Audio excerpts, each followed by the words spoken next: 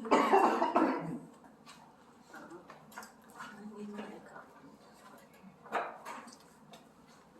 welcome to Bible study, everybody. Let me open in a word of prayer, and we can start. Lord, we thank you for this time together, and just as we open up your word, allow us, Lord, to dig deep into it and to apply the things to our lives. So we thank you, Lord, that you give us the words that would tell us what's going to happen in the future so that we aren't surprised by what we see around us. And just give us comfort tonight as we look at your word. Amen. Okay, quick questions, 2 questions. Can you share a time in your life where you were planning to either take a trip or to buy something really expensive, and because of that you decided you were going to cut back on certain things like cookies? No, you decided to sacrifice a lot because you wanted to go on this trip or buy this thing, or maybe a car or something. Anyone think of the time? Yeah, for me, recently, I'm sacrificing a lot of my bi-weekly money to save up for a laptop for like a ministry. Good, yeah. It does kind of suck though when you're not getting a lot of money every 2 weeks. So kind of sacrificing food for that. Okay, well, it's a sacrifice. That's good. Anyone else? My first mortgage, we got a mortgage at 8%. This was during the senior Mr. Trudeau's days. And inflation was crazy. And after a year, mortgages were, 16, 17%. And we realized that in 4 years' time, we had to renew the mortgage and we wouldn't be able to afford to keep the house. So we decided to live home. We both were working, we were on one income, and save absolutely everything else. So we didn't buy anything. We had a house, but no furniture in it. We bought nothing. For 4 years, we saved every cent, paid off the mortgage at the end of the 5-year term, because otherwise we couldn't pay it off, we couldn't afford to have a mortgage, because by then, mortgages were 22.5%. Wow. The lesson of inflation. That was expensive. Hopefully that will never happen again in the 80s. And hopefully inflation will get that bad this time. Yeah. Anyone else? Maybe one more. A time you sacrificed for a trip or for a car or something, or I don't know. Okay, that's fine. Now the reason I asked this question, not just because I'm curious, but because we're going to look today at the parable of bags of gold and so on, and how when the Lord returns, because we looked at chapter 24 is all about before Christ comes, things that are going to happen. But he's going to come. He's coming. And so when he comes, how will he reward believers? How is he going to deal with those things he's given to us?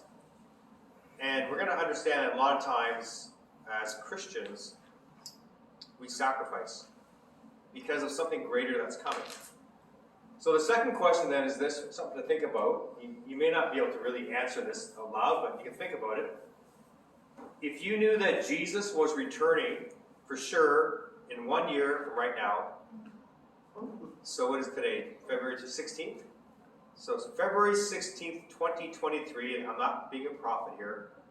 I'm just saying if we knew somehow that was the day, would you live your life different than you are right now? I would sacrifice and make a lot of changes, remove a lot of things. Less cookies? Cookies? No, just eat more cookies, because who cares, right? No, you only got a year left anyways. No, I would focus on eating healthy so that it look good, and try and live every day by spreading more of the good news. Like, I don't do that enough right now, where I'm sharing the good news, and get out of my shell and spread the the word so that more people know about him before his return. So Anyone else want to answer that? How would you live different if you knew for sure you had 1 year left, the way the world is now, until the Lord returns? Spend more time reading the Bible, Okay. for sure. I think kind of like Michael said, like, because, you know, many times it's like, you know, you have an encounter with someone and it could be a stranger and you're just like, oh, should I have said something? Or, you know, like that type of thing. And even like when I think with some of my coworkers or just some people I work with, like, I think I'd be more like, hey, do you know Jesus? Like, you know, like, I think I'd probably be more. So you might be bolder for sure, right? You'd probably, you'd feel a desperation like, okay, this is it, guys. Yeah, so it's a tough question maybe to answer, but, you know, because we don't know when his return is, and we do feel like we have a long time, and that's kind of part of the parable here, that it's going to be, we'll see those who waste the time, and how the Lord deals with that. So let's look at, I would of course mention that I would try to live every day as righteous as I can to the standards that God put out, even though I can't meet them perfectly. I still get something to aim for. okay, so we're going to kind of finish off chapter 24, moving to 25 today. So we looked last week, he said, remember in the days of Noah, this is how the world's going to be when the Lord returns. It's going to be similar to what Noah and before the flood came, it'll be very similar to that.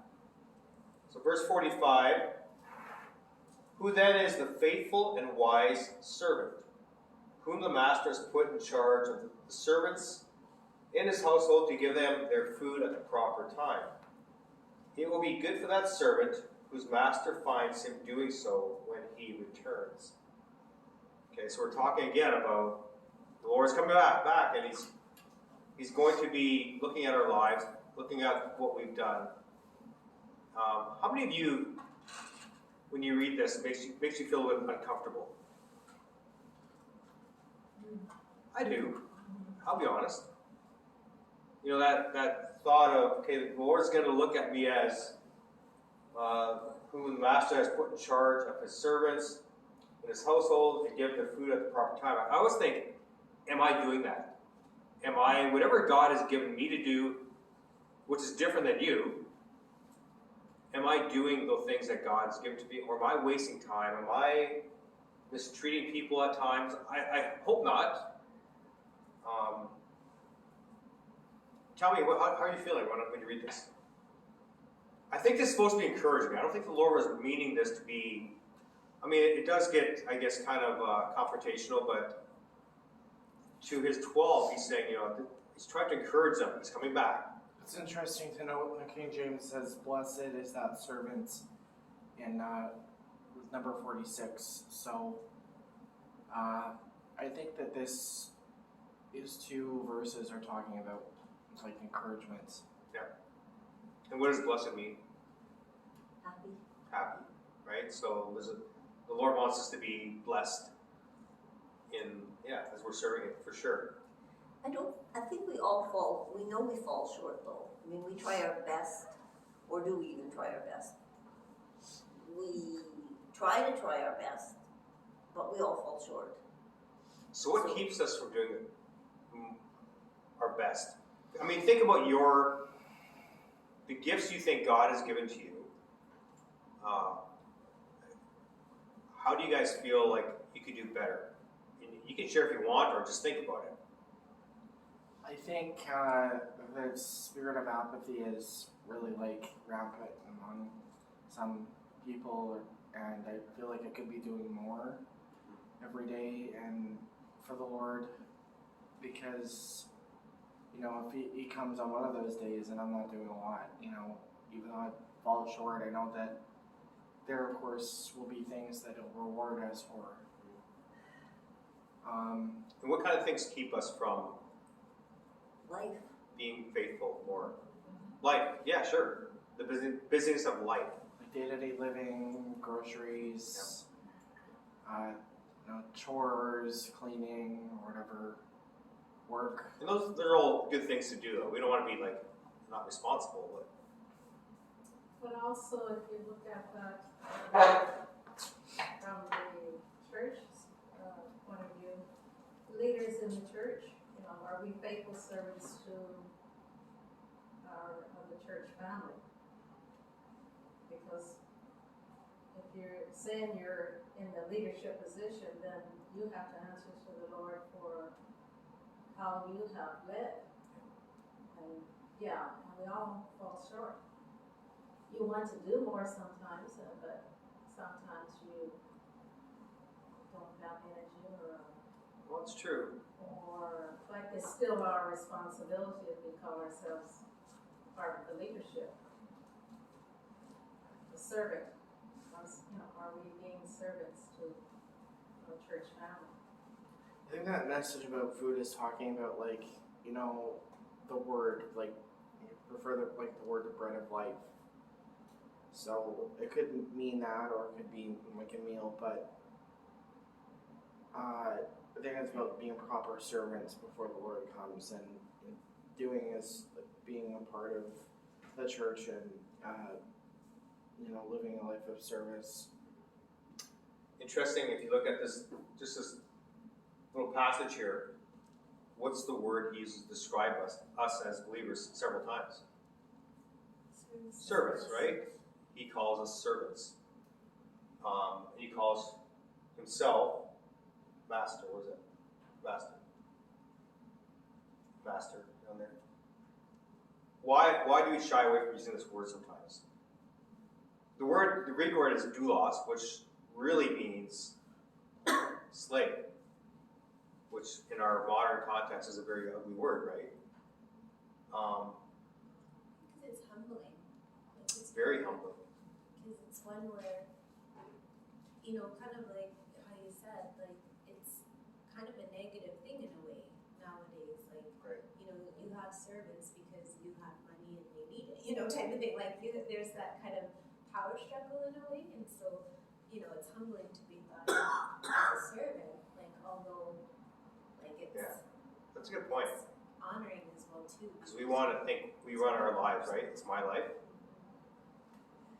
And then let's take away the negative part, because we have a good master, right? God's our master. What is the relationship between a servant and a master usually? And on one hand, it's like, you know, like the master is a person in control and the servants like execute the orders. But then on the other hand, you kind of look at it, you can look and see like there's a master who, yes, is in control, but they're entrusting Right. people. And so, and that takes a lot, because it's like you wouldn't just entrust, you know, your household, you wouldn't entrust your resources to Right. just anybody. Yeah, it's definitely a respect that God has. He gives us the resources. He gives us the ability. He loves us, and he calls us children as well, right? So not always, but in this situation, he uses the term servant and master. In our society, we don't really hold up servants for adoration or admiration. So that's been part of the struggle. And back in this day, I mean, we've had the horrible situation of slavery in the last couple hundred years. In the Roman times, some of the slaves actually were treated like their children. In fact, they wanted to be part of that household because they got to eat, they got everything provided for them, and some were almost seen as the children of the family. They had, you know, respect, whatever. So, and think of the perfect master, God, who loves us so dearly. So verse 7, or 47, I guess I took the 4 out. Truly I tell you, he will put him in charge of all his possessions. This is the result of being the good servant. But suppose that servant is wicked and says to himself, my master is staying away a long time. And he then begins to beat his fellow servants and eat and drink with drunkards. I don't see that in our church, really. I don't think we have that problem. I don't think we've even beating each other in our church. But I think we Not recently, no. But I think we can all, sometimes when we're striving to do what we think is God's will, we forget to check to see if it's His will. think sometimes it's our will. So in that respect, I think we can be Pharisees. I don't think we beat one another or get drunk at church, but at the same time Not on the grape juice. not on the grape juice, yeah. Well, we've had some grape juice last a couple of months, so it could be fermenting. Oh, a bit. good. Yeah. Good for you. But I do think we can sometimes stray with good intentions, stray into doing what we think the church needs, or At the expense of people, right? and at the expense of the Lord's will. So here's a time element, and that's why the question I asked before was, if you knew the Lord was coming back in a year, you probably wouldn't be thinking this, right? You'd be like, okay, oh, he's coming. Let's get ready. I gotta live for him. But it's the fact that it's been 2,000 years already, and people are thinking, well, it's probably not going to come in my time, so I'm just going to kind of live my 100 years, whatever God gives me, and just kind of do what I want, and then maybe that last 5 years I'll really commit to the Lord. You know, so we kind of want our life, like you're saying, we want to live our life first. You know, and I remember as a kid thinking, as a teenager thinking, I hope the Lord doesn't return until I at least experience marriage or something. You know that feeling, right? Don't come too soon, Lord, because there's some things I want to do. I feel like that right now. Well, I'm not married yet, but thank I you for want the to. honesty. Appreciate that. There have been times in life where I was dreading something and was praying, Lord Jesus, come soon. Well, that's the other part of it, yeah. And because these are all blessings from God.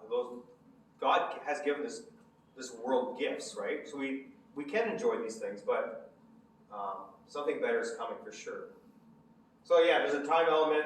God, the Lord, or the Master's not returning, so That's basically like a euphemism for saying, well, God's not coming for a long time. And I think maybe talking about like specific group of people, or I'm no expert, but it's an exhortation for us to stay in the Word and be of service to God and others. I think too, what you see here is, because the Lord is slow in coming, as we see slowness, the true person comes out, right? The true person is revealed. He's probably not even really a believer, right? We've realized, okay, he's not really living for God. He'll live for God if he knows God, the Lord's returning, but otherwise, he's gonna be a wicked servant. He's gonna do his own thing. He's just going to open himself up to chastisement from God and all sorts of negative things happening. Well, we'll see. We'll show you what's going to happen right here. So the master of the servant will come on a day when he does not expect him, and at an hour he is not aware of. That'd be a shock. It's a shock for that person. And he will cut him to pieces. Ouch. Assign him a place with the hypocrites. What's another word for hypocrite? To be or not to be. An actor, right? A hypocrite means an actor. So people who act the faith part. This like the scribes and Pharisees kind Right. We have many hypocrites today too. of. So he'll assign them a place with the hypocrites where there will be weeping and gnashing of teeth. This that? Regret, probably. Well, it's regret, yes, but where is that? That's hell. It's hell. Okay, so, I mean, obviously this kind of a person who probably doesn't really think the Lord's going to return, doesn't really care. His lifestyle reveals who he truly is, he or she. And God will judge him based on that. It's a very sobering thing here, right? It's very serious. A hypocrite, a pretender. I mean, we're not talking about people who are living, partying up every week and don't care about God. They pretend to care about God. Or there are people who are the hypocrites and scribes and Pharisees were like the people who were keeping the law for salvation. It may be talking about those people because believers aren't appointed to wrath. Yeah, no, these aren't true believers, no. Believers won't. The true believer will not have this happen. Yeah. This is a pretend believer. We're talking about hypocrites here. Yeah, you're right. Yeah. So now, let's jump ahead a few verses now, and we're just going to go through this one parable of the bags of gold. You've probably heard this parable before. So Matthew 25:14. Donnie, do you want to read this page? Sure. Okay. Again, it will be like a man going on a journey, who called his servants and entrusted his wealth to them. To one he gave 5 bags of gold, to another 2 bags, and to another 1 bag, each according to his ability. Then he went on his journey. Okay. What kind of things would you say God has given you? What is whether it's 5, 2, or 1 bag of gold, if you had to describe your life, the things, now we're not told what the bags of gold are. It's just that God has given each person different amounts of stuff, things. Different parables, he talks about different things, talents and so on, but I don't think he's just talking about money here. I think he's talking about the things God has given you. Is it responsibilities? Responsibilities, yeah, for sure. Yeah. Entrusted with his wealth to them. So, I mean, definitely has to do with whatever the master has, he's given to us. What has God given to us as believers? Talents. Talents? And skills. Sure. Peace. Keys? Peace. Oh, peace. Not like keys to the kingdom or keys to the car. By the way, I had a funny situation. I came to the church today about 4:30. I locked my car and I couldn't find my keys. I thought, oh no. And I couldn't get in the church. I couldn't get back my car. I called Edith, who was in Oak Bluff. I thought, I'm going to freeze out here. I'm going to die out in the parking lot. And so I walked over to Mush Lux. I thought, well, maybe they're home. No one is home. Came back. Like 20 minutes later, I'm just like freezing. And then I called Sandy to come open the door. And then as she was about to drive here, I looked at my bag and there were my keys at the bottom of my bag. So, yeah, keys. My 1 bag had keys in it. So, I would think this is your whole life. I really think this is everything about you. How you were raised, how you went to school, things you developed, everything about your life is your bag. That's how I see it. It's your bag of gold. Some people have been given a lot. There's more responsibility given to you. Some people have been given 1 bag. And the point is, it's not how much you have. The point is, we're responsible for what we have. I will never preach to a group like Billy Graham preached. I mean, he preached to millions. I preached to 40 or 50 on a Sunday. And I love it. I don't think I would do well with millions or 100, big stadium full. And so we all have different things, and each of you has things about your life. I think it's also what we do with what we have, not just what we have. Oh, you're jumping ahead. You're so good. Okay. Did you write this, Matthew 25? I think so. Yeah.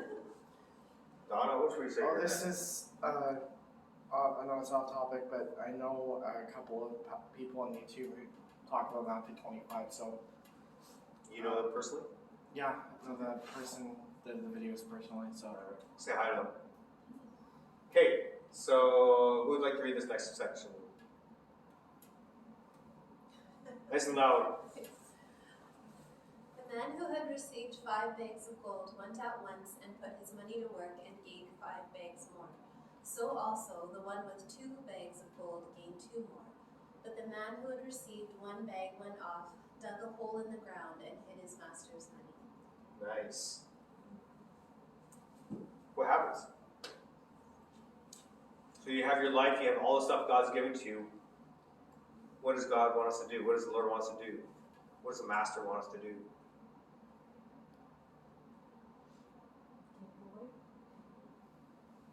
He wants us to grow his kingdom. Yeah, put his money to work. Now he's talking money. He's talking about a parable here, so we're not literally talking about money invested. We're talking about whatever the bags of gold are in our lives. Put it to work. Use it. Make it work. Make it happen. But not for our sake, make it happen for his sake, right? Right. Because Yep. he's gonna come back and reap it. You guys always jump ahead in stories, don't you? You're just like Donna. Should we go to Revelation already? Let's just end it now, okay? Yeah. Oh, yeah. So they gained, the one with 5 gains 5 more. So he just kind of uses what he has and multiplies it times 2, I guess. I mean, same with the one with 2. 2 more.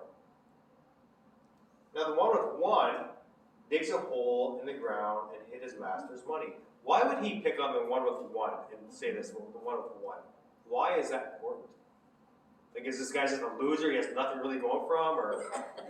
Maybe sometimes we, like, because I think in general we don't walk, like, we don't live like we're children of the king. Like, we don't live, like, with that awareness of all that we have. So sometimes we think that one skill, like the ability to play the piano, oh, well, that's good, but I'm not that good. Or, Okay. maybe I should just, maybe just stick with this. And meanwhile, he's saying, like, no, I've given you the skill to, compose or something like that. And yet we think we're not good enough. And so we just kind of keep our things to ourselves and we figure, okay, we'll just keep it safe here. Rather than, So you're saying there's no excuse for the one with 1, just because they have less, God still wants them to use that one bag. Yeah. That's right. I think that's right on. But it's interesting, it's the guy that only got 1 that did that. Yeah. It could be the guy with 2 in real life. It's just that this is the parable. and then it's interesting, I was thinking as you were saying that too, like just that idea that he's the one, but like, did he not kind of keep an eye out as to what the others were doing? Like that's the first time I've kind of thought like, okay, well they must have all known each other, like they must have all been so, like did he just sit back and It's a was parable. like, There's no real people here. no, but This is you know not what I Jen and mean? Jane and Fred. But even in the sense like of, Yeah. like as a church, like, Yeah. sometimes we do that too. It's like, oh, well, I can only do this, but I see that, well, this person, maybe has lots of money, or oh, they have lots of resources, or they're really creative, or they're really this. And so, we kind of sit back and watch others thinking, oh, well, I can't do that, or Right. my gift's not that big, or, type of thing. And meanwhile, it's like, yeah. Good. It's nice to Any other thoughts? I think it's important. Whatever God's given you, use it, right? Don't worry what others have. Don't try to be like them. I don't feel I need to try and learn to play piano anymore in my life. To try and keep up with you, to catch up to you. I never will. Or, for me, I feel like I might have a talent with DJing. Like, You could. it's this, like, use whatever gift that God gives you. I could be talking about spiritual gifts too. Definitely spiritual gifts. Different. Everything God has given to you, I would think, be part of this bag of gold.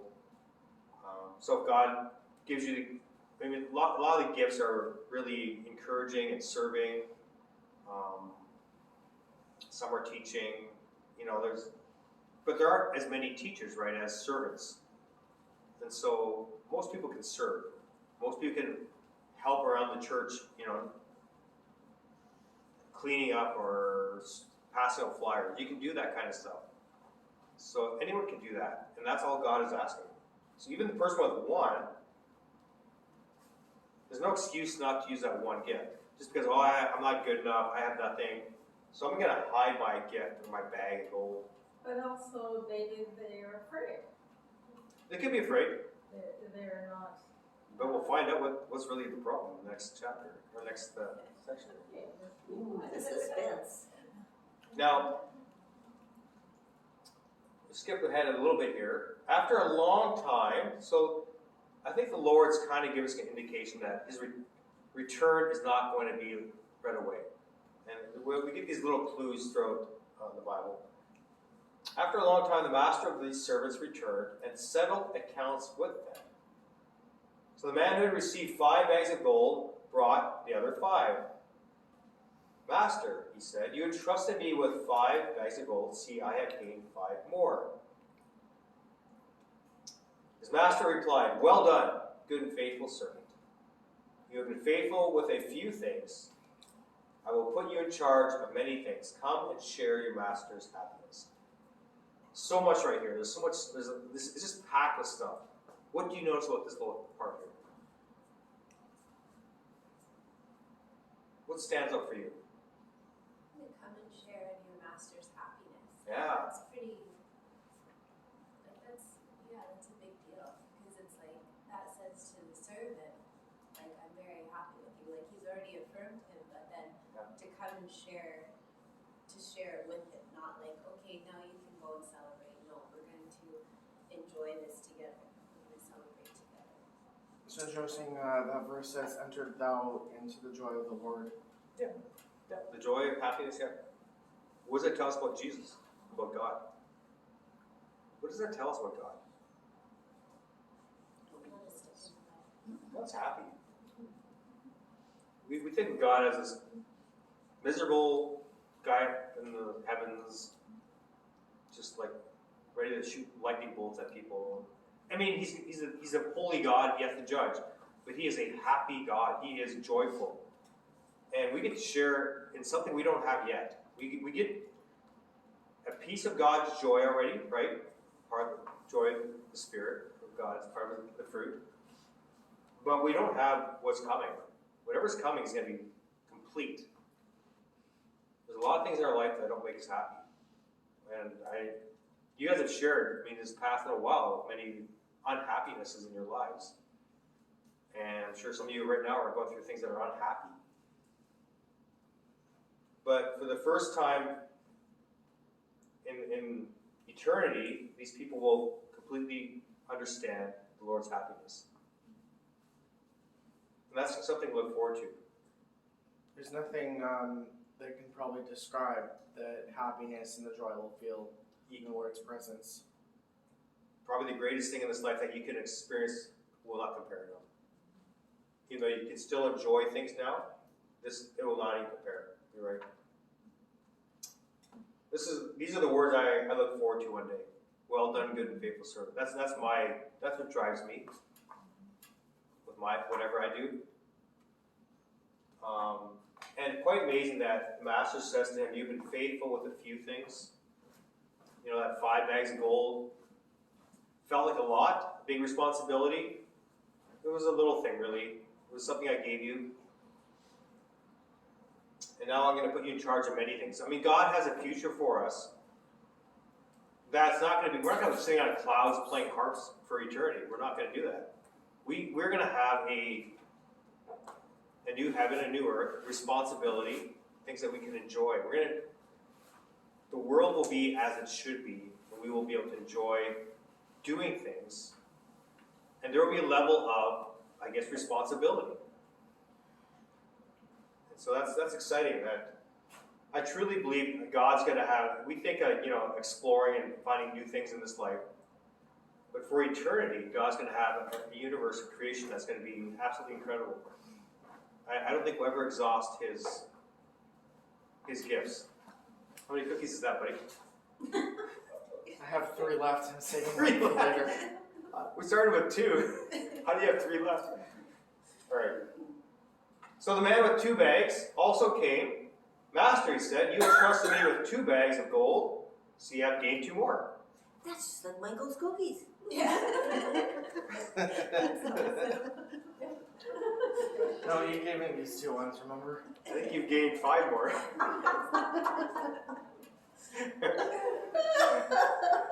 Well played. His master replied, well done, good and faithful servant. So the exact same thing, even though it was only 2. You have been faithful with a few things, same words, I will put you in charge of many things. Come and share your master's happiness. Now, Edith, we come to the final. Then the man who received 1 bag of gold came. dun, dun, dun. Master said, I knew that you are a hard man. So we're going to find out why he does what he does, right? Harvesting where you have not sown and gathering where you have not scattered seed. So I was afraid, and I went out and hid your gold in the ground. See, here is what belongs to you. What is wrong with this? Why is that so bad?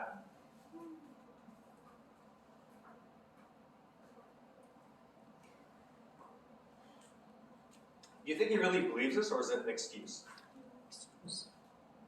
I tend to believe it's an excuse for laziness, for not caring. I think so. And even the fact that after the other two had presented, it wasn't like, oh, I really messed up. It's like, oh no, see what I did? Like, you know, it's still, he hasn't like figured it out yet.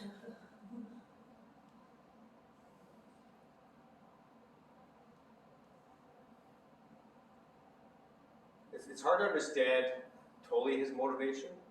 I'm not sure he's really afraid. Maybe. But what does it tell you if he was afraid, how this guy views the master? What's wrong with his view of the master? It's not a good relationship. There's no relationship. So he's afraid. If he's truly afraid, he doesn't really know the master. Whereas the other two were excited. They were ready to bring that their little gifts that they brought, the doubling of their bags. Hiding in the ground, because he wasn't obedient. The master said, please go and invest this, like use this. He didn't do that. He just hid it. So the master replies, you wicked, lazy servant. He expresses what's wrong. Wicked would be sinful, probably. Lazy, doesn't care. Doesn't care about the master, what the master asked. So take the bag of gold from him and give it to the one who has 10. Nice. Again, this is a parable. I'm not sure what this really means, but for whoever has will be given more, and what they have, and they will have in abundance. Whoever does not have, even what they have will be taken from them. And throw that worthless servant out into the darkness, where there will be, again, in the same terms, weeping and gnashing of teeth. So I think it's possibly talking about someone who is coming to the Lord with their works, maybe, instead of trusting in Him and being happy for all the things that they did for the Lord. Because it's like kind of like Judas. That kind of sounded a bit like Judas. Because Judas went and hid too. It would be interesting to find out what this parable is written to. Well, yeah, that's the relationship there is not there, right? They didn't know the Lord. In Matthew 7, Jesus says, he talks about those who at the end will say, Lord, Lord, did we not? And they will say, Lord, Lord, Lord, did we not prophesy in your name and cast out demons and do great signs and wonders? Say, I didn't know you. So it's not about being part of the church life that matters. You can come to church every Sunday all your life. We are the church. Right, okay, I'm not with the building yet. You can come to the building of the church all your life and not be a believer, which is really scary. Because Matthew 7, those people thought they were in the kingdom. And they weren't. Because they were living a experience kind of thing. We see demons cast out, we see miracles, which is what's happened a lot in our society today, our churches today. That doesn't necessarily mean anything. If you don't have the knowing of Jesus, if you're not in a relation with Him, if He's not in you, right?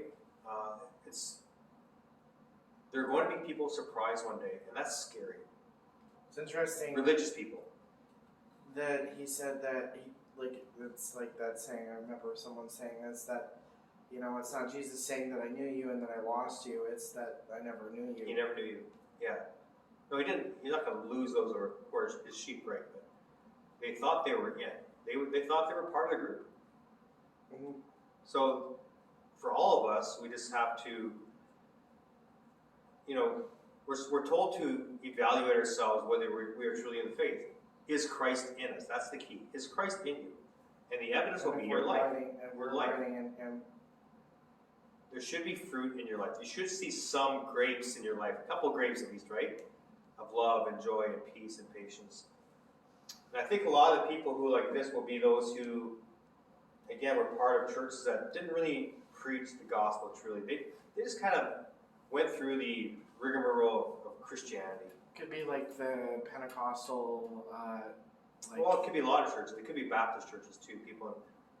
It's the people in the churches who do not know Christ as their Lord, as their Savior. They don't know Him. And that's why we always talk about relationship rather than religion. It's important to mention too, like there are probably some people who are in the faith who are caught up in some of the churches that may not, people may not know Jesus. for sure. Yeah. And I sometimes think of them as cultural Christians. Yeah. They're Christians in their mind. Their family's always gone to church. They've gone to church. They serve on the board. They put flowers on the altar. They do things for the church. They do things that they think the church needs. It never occurs to them to ask Jesus what He needs, because they don't see Jesus as a real person they can have a relationship with. Their relationship is more with the institution. Serving the church instead of God. Yeah, serving the church instead of God.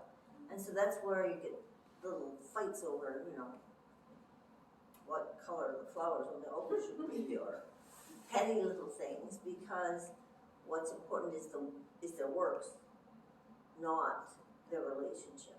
Right. But I can see how that's so easy to be blind. Like, that's just so. It's like, Our churches have allowed that to be the case, because how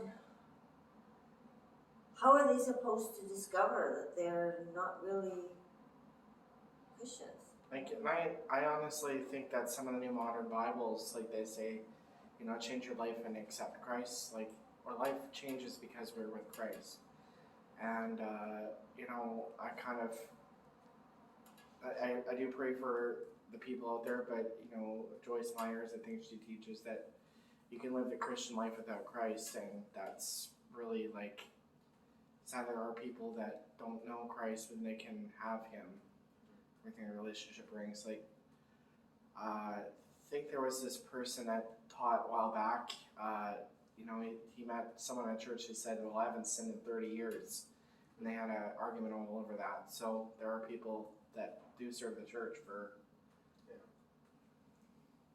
I think in some cases, churches have misled their congregation. Well, and I think there's a lot of people in the pulpits who should not be there. And seminaries are responsible for that. And God will judge that harshly one day. Yeah. And He really will, because, the seminaries, even where I went, I could see inklings of things and, questioning the Bible. Is it truly all God's Word? And things like that. And you can see denominations who have left that. A lot of those mainstream denominations are just basically dead now. They're dead. And it's scary how many churches are going woke. Yeah, all these things that are more humanistic. You're right. And there's always a taste of good things in those teachings like that. There's always something that's good that the world says this is what you have to focus on, Yeah, and then they get away from the gospel, right? exactly. They get away from the gospel, It replaces the gospel. and that's the problem. It's Yeah. the same thing I find with some 12 subgroups that they don't talk about the gospel, but they include the word God and giving our will over to God, and that replaces the gospel. Well, and I'll throw a little wrench into the thing. What does our world push so much on kids today? What are they telling kids so much about themselves today?